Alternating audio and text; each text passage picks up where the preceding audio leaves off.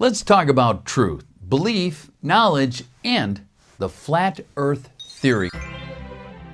One of the most important aspects of the flat earth theory is that it focuses us to ask ourselves, how do we distinguish what we know to be true from what we simply believe to be true? Some people turn to science for help with this, but real science can never offer us truth. The best science can ever say is, here's a useful theory that seems to describe the elements of our world in a way in which it's useful to us for our current purposes. The conclusions drawn aren't truth. They're simply our best understanding of our reality based on the limited information we have available to us in this particular moment.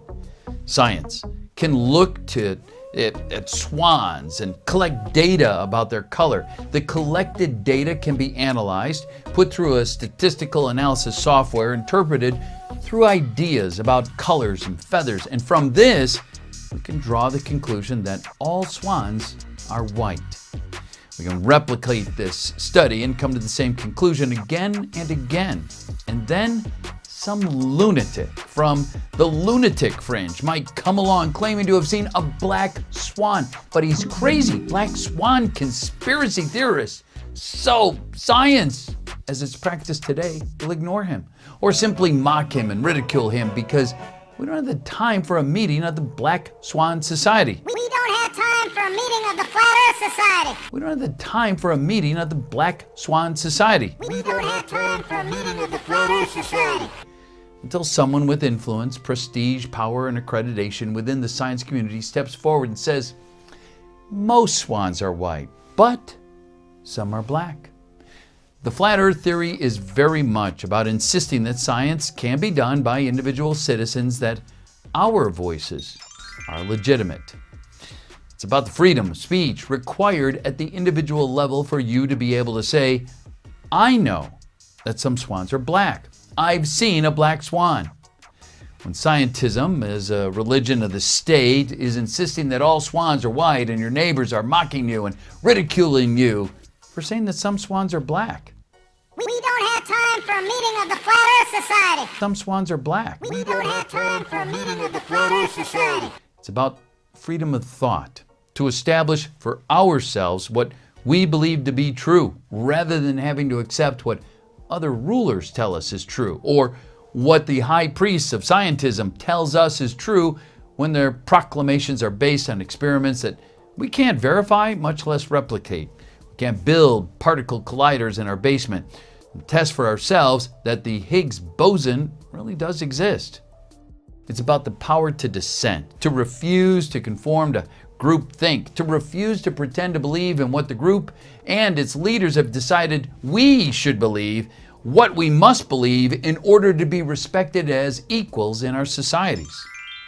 In the 1950s, the world was promised a bright future where we would have colonies on the moon, flying cars, holidays in space, and affordable housing for everyone, and glass and metal towers reaching up to the skies. Instead, many people find themselves in a dystopic condition today, drowning in debt from a 30-year mortgage for houses not much improved since the 50s, or tiny apartments in glossy high rises that cost them 50% of their income in rent and no hope of ever owning their home. Adults and taxpayers are saddled with debts and student loans that, didn't lead them to a stable, well-paid salaried job that they had envisioned. In medicine, the hoped-for panaceas of what we feel science promised us have yet to be found by a medical establishment that our government can no longer afford to fund. And yet, our institutions keep promising us, give us more taxpayer money in another 10 years, we'll fly you to the moon for a well-deserved adventure. But at the end of the 10 years, another 10 years are found to be needed. And in the 67 years since the Americans have landed on the moon, supposedly, we have yet to send anyone back for a holiday. Scientism isn't meeting the needs of human beings, and the results of scientism isn't improving society for the average person.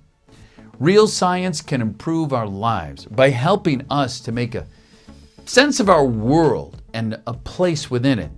But blind faith, devotion to science as the source of all truth and the only source of knowledge about the world fails to provide us with truth because the underlying science is always providing new theories. Truth is always changing. More importantly, it's failing to provide us with a sense of meaning that makes the suffering of life bearable. Whereas flat earth theory offers us access to deeper meaning, deeper truths. Flat earth is about freedom of speech, freedom of thought, and the freedom to dissent from what our rulers decide to impose upon us as truth for today. So, go research flat earth because freedom matters. But can you do this?